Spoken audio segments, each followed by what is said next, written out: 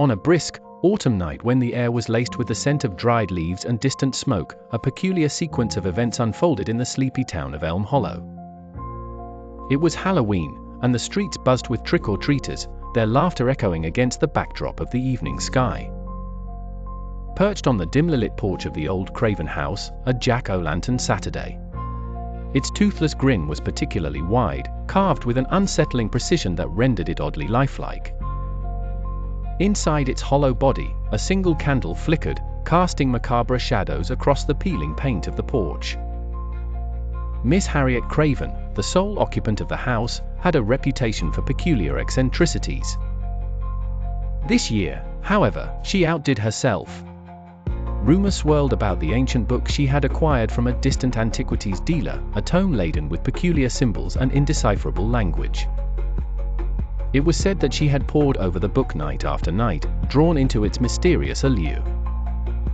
As the witching hour approached, the wind whispered through the trees, rustling leaves with an unanticipated chill. In that spectral moment, the air around the jack-o'-lantern warped, as though reality itself faltered. Miss Craven, on a whim or some arcane impulse, had read aloud an incantation from her book just as the clock struck midnight. Suddenly, the candle's flame inside the jack-o'-lantern blazed brighter, casting an ominous glow. The carved grin seemed to curl with intent, teeth morphing sharper in the shadows, and its eyes lit with a sentient malice.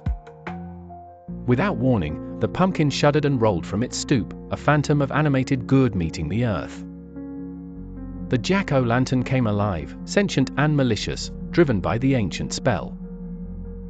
It began its march down the quiet street, leaving trails of dark shadows and leaving extinguished porch lights in its wake. Houses that glowed warmly soon turned dark and silent as the pumpkin passed. A series of frights ensued in Elm Hollow.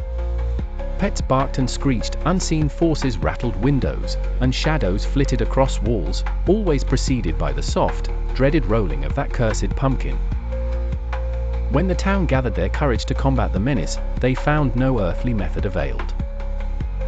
Stomping, burning, curdling spells, it took them all in stride, untouched and undeterred. Desperation sagged shoulders, experts from afar, priests, scientists, yet none could halt the devilry. As dawn peeked across the horizon, the jack-o'-lantern ceased its terror, lolling silently back onto the Craven porch. But by day, wary eyes noted that its grin remained wide, its flicker agleam, hinting at the haunting it might resume come nightfall. And indeed it did. Each Halloween since, the jack-o'-lantern resumes its ominous patrol, merging seamlessly with the night. Nothing seems to deter its annual rampage.